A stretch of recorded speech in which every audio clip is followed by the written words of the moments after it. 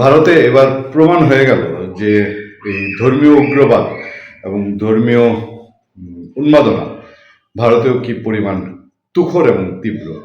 ভারতের কংগ্রেসের নেতা শশী থারুর যখন দিল্লিতে বসে বসে বলছেন যে কি রাজনীতিকে ক্রিকেটের সাথে জড়াবেন না, ক্রিকেটকে রাজনীতির সাথে জড়াবেন না, তখন আমাদের মোস্তাফিজকে আইপিএল থেকে বাদ দিল।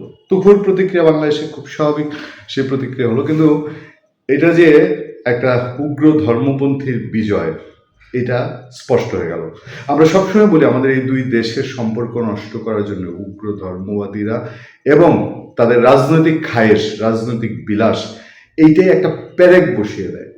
আপনারা নিশ্চিত করে চোখ বন্ধ করে বলতে পারবেন যে মৌলবাদীদের মধ্যে বিজয় হলো, এবং দেখবেন যে এর থেকে বাংলাদেশের মৌলবাদীরা আস্ফালন শুরু করবে এবং তারা মোটামুটি মাঠ গরম করবে। এটার প্রতিক্রিয়া হলে দেখা যাচ্ছে বাংলাদেশ ক্রীড়া সাংবাদিকরা আইপিএল এর নিউজ অর্জন করবে, এবং বাংলাদেশে এখনকার একটা নির্দিষ্ট গ্রুপের খুব ইন্টারেস্টেড মুখপাত্র আমার দেশ পত্রিকা, তারা আইপিএল এর নিউজ বয়কটের ঘোষণা দিয়েছে। দেখেন খবরটা কোন জায়গায় নিয়ে গেছে। তারা বলছে যে আসন্ন ইন্ডিয়ান প্রিমিয়ার লিগ শুরুর আগে শাহরুখ খানের মালিকানাধীন কলকাতা নাইট রাইডার্সকে মানে কেকেআর দল থেকে বাংলাদেশি পেসার মোস্তাফিজুর রহমানকে বাদ দেওয়ার নির্দেশ দিয়েছে ভারতের ক্রিকেট নিয়ন্ত্রণ সংস্থা বিসিসিআই। এটা শনিবার এই সিদ্ধান্ত স্বাগত জানিয়েছে ভারতীয় জনতা পার্টি বিজেপি।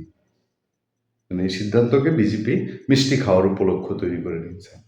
দলটির নেতা সঙ্গীত সোম এই নির্দেশকে ভারতের হিন্দুদের জয় বলে অভিহিত করেছেন। দুইটা দেশ বন্ধু প্রতিম দেশ।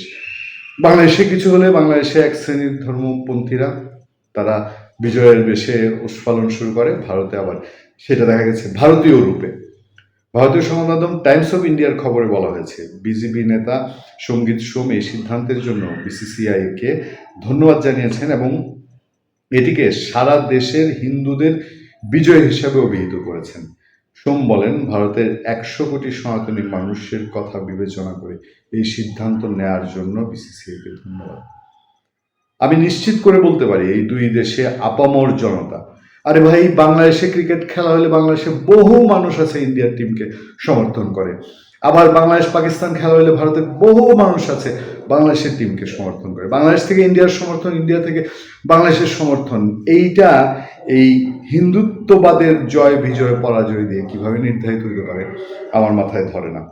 এই শশী সোম আরো বলছেন, আমরা গতকালই বলেছিলাম এই বিষয়টি গুরুত্বের সঙ্গে দেখা হবে, কারণ 100 কোটি মানুষের আবেগ নিয়ে হেলাফেলা করা যায় না, এটি সমগ্র দেশের হিন্দুদের জয়। শনিবার দিনের শুরুতে বিসিসিআই সচিব দেবব্রত সাইকিয়া জানান, চারদিকে ঘটে চলা সাম্প্রতিক পরিস্থিতির প্রেক্ষাপটে এই সিদ্ধান্ত নেওয়া হয়েছে। আমি আরেকটা ডেঞ্জারাস খবর দেখেছি, সেই খবরটা আমার কাছে মনে হয়েছে আরো বেশি উস্কানিমূলক, আরো বেশি খোঁচা দেয়া। সেই খবরটার ভেতরে একটা জায়গায় বলা হচ্ছে, দেখেন আমি যদি আপনাদেরকে নজর দিই, যে কলকাতার এই বিবৃতিতে বলা হয়েছে কলকাতার নাইট রাইডার্স নিশ্চিত করছে যে ভারতীয় ক্রিকেট বোর্ড আইপিএল এর পরবর্তী পর্বের আগে মোস্তাফিজুর রহমানকে দল থেকে ছেড়ে দেওয়ার নির্দেশ দিয়েছে। কতটা ভয়ঙ্কর যে সেই খবরে আছে, দেখেন আমার হাতে যে খবরটা, সাম্প্রতিক সময়ে বাংলাদেশের ধর্মীয় সংখ্যালঘুদের বিরুদ্ধে সহিংসতার অভিযোগ এনেছে বেশ কিছু ভারতীয় সংবাদ মাধ্যম, যেটা নিয়ে দেশটির সাধারণ মানুষের মধ্যে ব্যাপক ক্ষোভ দেখা যাচ্ছে। এমন উত্তেজনার মধ্যে আইপিএল এর নিলাম থেকে মোস্তাফিজকে নেওয়ায় খোদ কলকাতা মালিক শাহরুখ খানের উপর চটেছেন ক্রিকেট প্রেমী থেকে শুরু করে বেশ কয়েকজন বিজেপি নেতা। পরিস্থিতি ঘোলাটে হওয়ায় একরকম বাধ্য হয়ে মুস্তাফিজকে ছেড়ে দেওয়ার জন্য কলকাতাকে নির্দেশ দিয়েছে বিসিসিআই। এরপরে আরো আছে বিজেপি নেতা বাগাচি বলেন, কোনো বাংলাদেশি ক্রিকেটার আইপিএল এ খেলবে আর আমরা সেটা হতে দেব না, এমন কিছু হলে আমরা শাহরুখ খানকেও কলকাতায় ঢুকতে দেব না। বাংলাদেশি ক্রিকেটাররা এখানে খেলে টাকা নিয়ে যাবে আর ওদিকে অন্য বাংলাদেশিরা অস্ত্র সরবরাহ করবে, সে অস্ত্র দিয়ে আমাদের হিন্দু ভাইদের মারা যাবে, সেটা কিভাবে হয়? মানে তারা জিনিসটাকে কোন পর্যায়ে নিয়ে প্যাচকুচ লাগাচ্ছে। দেখেন যে বিজেপি নেতারা বলছেন যে তাদের বাংলাদেশের ক্রিকেটাররা, যেমন মোস্তাফিজুর রহমানের সঙ্গে কন্ট্রাক্ট ছিল 10 কোটি টাকা, সে ওখানে গিয়ে এই টাকা আনবে, এই টাকায় বোঝা যাচ্ছে যে পরোক্ষভাবে ভারতের টাকা দিয়ে অস্ত্র দেওয়া হবে। একটা জিনিস খেয়াল করে দেখবেন তো, ভারতে যে এই যে ভারতের ক্রিকেট নিয়ে যা হচ্ছে, বা ক্রিকেটকে রাজনীতির সঙ্গে মিলানো হলো, বাংলাদেশের সঙ্গে বিরোধের সঙ্গে মিলানো হলো, সেখানে দেখবেন যে হিন্দু মুসলিম সবাই ঐক্যবদ্ধ, কাছাকাছি মন মানসিকতা। এবং এই প্রেক্ষাপটে গিয়ে ভারতে মুসলমানদের উপরে তাদের দেশে হিন্দুরা চড়াও হচ্ছে না। তো বাংলাদেশে যেন কোথায় ডিফারেন্ট।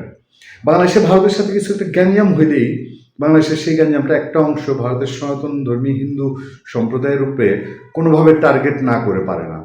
ফলে যেটা হয় যে ভারতে বসে থাকা হিন্দু উগ্রবাদী যারা, তারা এই জিনিসটা লুফে নিয়ে যেমনি ইচ্ছা তেমনি, আর যেহেতু তারা শক্তিশালী দেশ, শক্তিশালী প্রতিবেশী, তাদের হাতে বহু মেকানিজম, তারা তখন বাংলাদেশকে এক হাত নেওয়ার চেষ্টা করে। যাক, নিশ্চয়ই ক্রিকেটের জন্য পৃথিবীর ইতিহাসে একটা ন্যাক্কারজনক ঘটনা ঘটলো যে এইরকম ভারতীয়রা, মানে একটা জাতিগতভাবে একটা দেশ। আমি আরেকটা খবরে দেখেছি যে এই সিদ্ধান্ত যে বিসিসিআই নিজে একা নিয়েছে তা না, এটা উপর থেকে, মানে কেন্দ্র থেকে এই সিদ্ধান্তের জন্য প্রেশার দেওয়া হয়েছে, প্রেশার দিয়ে মোস্তাফিজকে বাদ দেওয়ার সিদ্ধান্তটা বাস্তবায়ন করা হয়েছে।